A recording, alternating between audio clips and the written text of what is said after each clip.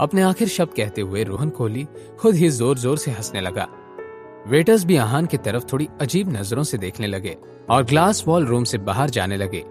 तभी शनाया ने उन्हें आवाज लगाते हुए कहा, रुकिए, मेरी एक बात सुनिए।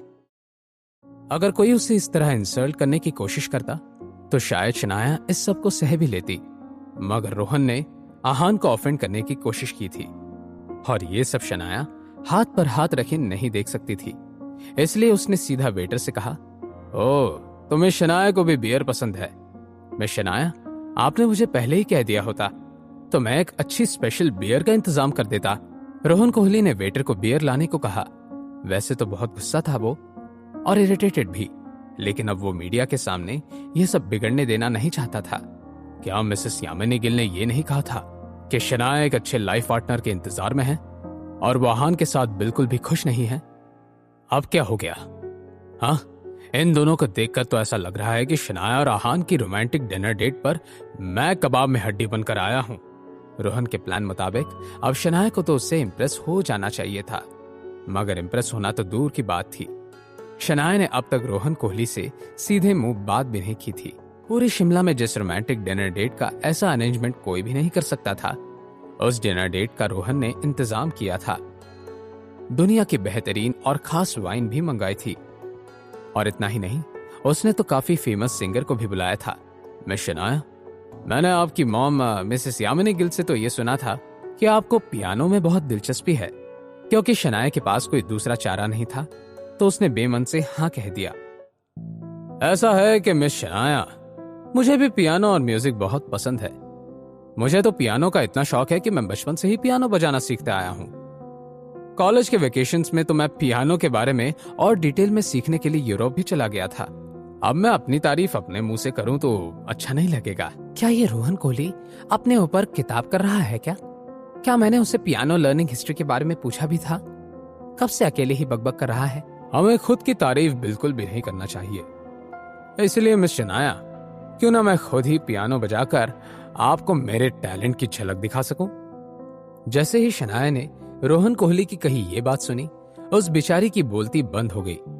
बहुत देर तक जब शनाया ने उससे कुछ नहीं कहा तो रोहन ने उसके जवाब को हाँ में कंसिडर कर लिया और शनाया को कुछ कहने का मौका दिए बगैर ही अपनी जगह से उठ खड़ा हुआ और जाकर ग्लास वॉल रूम के बीचों बीच खड़े हुए पियानो की सामने रखी चेयर पर जाकर बैठ गया। इस वक्त रोहन एक बहुत ही फेमस म्यूजिशियन बेथोवन की कंपोज की हुई धुन बजा रहा था। उस धुन का नाम था टू अलाइस। टू अलाइस दुनिया की सबसे फेमस और पसंदीदा मेलोडीज में से एक मानी जाती है। भले ही रोहन उस धुन को बजाने में ज्यादा परफेक्ट नहीं था, लेकिन फिर भी वो जैसा भी था बहुत अच्छे से बजा रहा था। मुझे तो लगा था कि रोहन कोहली कोई बहाना बनाकर मेरा दिल जीतना चाहता है और ये सब सिर्फ मुझे इंप्रेस करने के लिए या फिर आहान को नीचा दिखाने के लिए किया होगा। लेकिन मानना पड़ेगा कि रोहन सच में बहुत अच्छा पियानो बजा लेता है। थोड़ी ही देर में रोहन ने पूरी धुन बजा ली और पियानो के आगे से हट गया। मिस शनाया, क्या आपको मेरी की हुई बेथोवन की धुन पसंद आई? कोई उसमें गलती नजर आई? इस धुन के परफॉर्मेंस में बहुत सारी गलतियां थी। तुम्हें पियानो के बारे में पता भी है क्या, जो तुम मुझे गलत सही का ज्ञान दे रहे हो? जब आहान 3 साल का था तब से उसकी मॉम नैना माथुर ने उसे पियानो बजाना सिखाया था। नैना माथुर खुद एक बहुत ही फेमस पियानिस्ट थी। उन्होंने पूरे यूरोप में एक टैलेंटेड पियानिस्ट के तौर पर जान पहचान बनाई हुई थी। जिस उम्र में बच्चे सही से पेंसिल भी नहीं पकड़ पाते थे, आहान ने टू अलाइज बजाना सीख लिया था। क्या मुझे पियानो के बारे में कुछ पता नहीं हो सकता? क्या पूरी दुनिया में पियानोस पर कोहली परिवार का हक है? अच्छा, तो तुम्हें पियानो के बारे में पता है।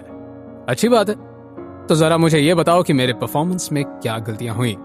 तो सुनो, पहली गलती, धुन की शुरुआत में तुम्हें प्रीलूड बजानी चाहिए थी, लेकिन तुमने जी शार्प की को प्ले किया। उसकी वजह धुन थोड़ी बेसुरी हो गई थी। दूसरी गलती, तुम्हारी स्पीड, जिसे म्यूजिकल भाषा में लय कहा जाता है, वो बहुत ही स्लो थी, जिसकी वजह से यह धुन थोड़ी उदास भरी लग रही थी, जबकि टू अलाइज का इमोशन खुशनुमा है। तीसरी गलती, बीच के दूसरे अंत में जो 7वां स्वर था उसे तुमने स्किप कर दिया था। वह स्वर ही तो इस धुन का एसेंस है। उसी स्वर की वजह से यह धुन इतना यादगार बनती है। साथ ही और कई स्पेसेस हैं जहां पर तुमने बहुत से स्वरों को बजाया ही नहीं है। वैसे और भी गलतियां हैं जो कि बहुत ही सिली मिस्टेक्स थी और जिनकी वजह से ये धुन को तुमने बर्बाद कर दिया था। अगर तुम चाहो तो मैं डिटेल में एक एक करके शुरू करता हूँ। तुमको ये सब कैसे पता चला? तुम्हारी गलतियां ही इतनी सारी थी कि मैं चाहकर भी नजरअंदाज नहीं कर सकता था। वैसे पियानो बजाने में बहुत बुरे हो रोहन तुम्हें और ज्यादा प्रैक्टिस की जरूरत है। क्या? मुझे और ज्यादा प्रैक्टिस की जरूरत है? क्या मैं कोई सपना देख रही हूँ? ये आहान ही है ना, या फिर कोई और? तुम्हारी गलतियां ही इतनी सारी थी कि मैं चाहकर भी नजरअंदाज नहीं कर सकता था। वैसे पियानो बजाने में बहुत बुरे हो रोहन तुम्हें और ज्यादा प्रैक्टिस की जरूरत है। क्या? मुझे और ज्यादा प्रैक्टिस की जरूरत है? क्या मैं कोई सपना देख रही हूँ? ये आहान ही है ना, या फिर कोई और? जब आहान की रोहन के साथ अपनी ही एक तरफा बहस चल रही थी, शनाया की आंखें खुली की खुली रह गई। उसने मन ही मन में सवाल करते हुए कहा, क्या मैं कोई सपना देख रही हूँ? ये आहान ही है ना, या फिर कोई और? जिस कॉन्फिडेंस के साथ आहान ये सारे मिस्टेक्स पॉइंट आउट करवा रहा है, जरूर उसने पियानो के बारे में बहुत जानकारी ली होगी। क्या सच में इतना टैलेंटेड होने के बाद भी आहान को एक नॉर्मल सी बैंक में काम करने की जरूरत है? लोगों को उनके ideal husband material Rohan Kohli और निकम्मे घर जमाई आहान के इस मुकाबले में आए हुए ट्विस्ट की बिल्कुल भी उम्मीद नहीं थी। एक मिनट, क्या इतनी अच्छी धुन में इतनी सारी गलतियां सचमुच हो सकती हैं? कहीं रिपोर्टर्स कैमरा शुरू करने के पहले सो तो नहीं गए? मुझे लगता है कि ये जरूर आहान की कोई चाल होगी।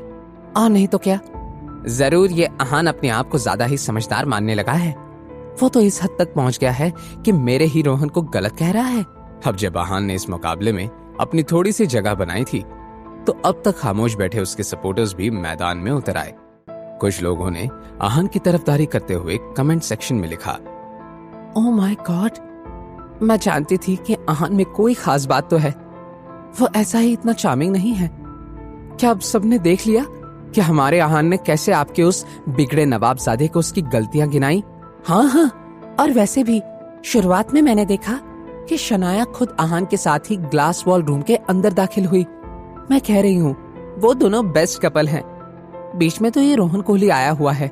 लोगों के कमेंट्स से अनजान जब रोहन ने कुछ सोचा, वो एक नतीजे पर पहुंचा। गुस्से से आग बबूला होते हुए रोहन कोहली ने आहान से कहा, आहान, तुम कह रहे हो कि मुझे और प्रैक्टिस की जरूरत है, और तुम्हारा क्या? जरा अपना भी बताओ, तुम किस लेवल पर हो? मेरी लेवल तुमसे 10 गुना ज्यादा बेहतर है और ऊपर है रोहन। अच्छा, तो अगर ऐसी बात है तो साबित करो कि तुम मुझसे 10 गुना ज्यादा बेहतर हो। पियानो यही है, जाओ मुझे कुछ प्ले करके दिखाओ, ताकि मुझे और बाकी सबको भी तुम्हारे बेहतर होने पर यकीन हो जाए। रोहन, क्या तुम सच में चाहते हो कि मैं पियानो बजाऊं? Are you sure? रोहन ने भी हाँ में अपना सिर हिला दिया। आहान ने फिर पियानो की तरफ अपने कदम बढ़ा दिए। तो फिर ठीक है, मैं तुम्हारी तमन्ना पूरी कर ही देता हूं। ध्यान देकर सुनना रोहन, आज मैं तुम्हें टू अलाइज कैसे बजाते हैं ये सिखाता हूं। क्या तुम वही धुन बजाने जा रहे हो जो मैंने बजाई थी? अगर हम दोनों ने एक ही धुन नहीं बजाई तो कैसे पता चलेगा कि कौन बेहतर है ना रोहन? बेचारे रोहन कोहली को ऐसा लग रहा था कि मानो गुस्से से उसका खून जल रहा है। दूसरी तरफ रोहन से अपनी बात कहने के बाद आहान ने बहुत ही जेंटल नजरों से अपनी वाइफ शनाया की तरफ देखा। शनाया, शादी के 3 सालों में मैंने आपको कुछ भी नहीं दिया है। आज ये धुन मैं आपको डेडिकेट करता हूं। उम्मीद है आपको पसंद आएगी। अगर मैं सही ना बजाऊं तो प्लीज इस धुन को नापसंद मत कीजिएगा। मैं अभी से बता सकती हूँ आहान, मुझे ये धुन पसंद आएगी। अगर तुम बजा रहे हो तो मुझे हर धुन पसंद आएगी। जब रोहन कोहली ने आहान और शनाया की ये बात सुनी, उस बेचारे का दिल जलने लगा। ये बात जाहिर थी कि आहान चाहे कुछ भी क्यों ना बचा ले, रोहन हार चुका था। क्या मैं यहाँ कबाब में हड्डी बनने के लिए स्टेट को अरेंज कर रहा था? मैंने तो इस आहान को नीचा दिखाने के लिए मीडिया तक को इनवाइट कर दिया था, लेकिन यहाँ पर तो मेरे ही लेने के देने पड़ रहे हैं। और ये सब सिर्फ और सिर्फ मिसेस यामिनी गिल और सीमा गिल की वजह से हो रहा है। एक बार मैं इस बखेड़े से बाहर निकल जाऊं, फिर उन दोनों को बताता हूं। उसने फिर से देखा कि आहान जाकर पियानो के सामने बैठ गया। इस पॉइंट पर आहान की आंखों में एक तरह की उदासी थी, जब से आहान की माँ नैना माथुर गुजर गई, आहान ने कभी भी पियानो को छुआ तक नहीं था। पहले वो अपनी माँ नैना माथुर को खुश करने के लिए ये पियानो बजाया करता था, और आज वो अपने जिंदगी की दूसरी सबसे जरूरी औरत, उसकी बीवी शनाया को खुश करने के लिए पियानो बजा रहा था। आहान ने अपनी लंबी उंगलियों को पियानो की कीज पर रखा। एकदम से आहान को एहसास हुआ कि ये काली और सफेद कीज ठंडी पड़ गई थी। एकदम से आहान की उंगलियां हिली और कुछ कीज के दबने से एक तरह का शोर सुनाई दिया। आगे क्या होने वाला था? क्या आहान टू अलाइज को सही बजाने में कामयाब होने वाला था? क्या आगे आहान और शनाया एक दूसरे से अपने प्यार का इजहार करने वाले थे? जानने के लिए देखिए अगला एपिसोड सिर्फ पॉकेट एफएम के यूट्यूब चैनल पर, और सीक्रेट अमीरजादा के सारे एपिसोड्स को सुनने के लिए डिस्क्रिप्शन में दी हुई लिंक से डाउनलोड कीजिए पॉकेट एफएम ऐप।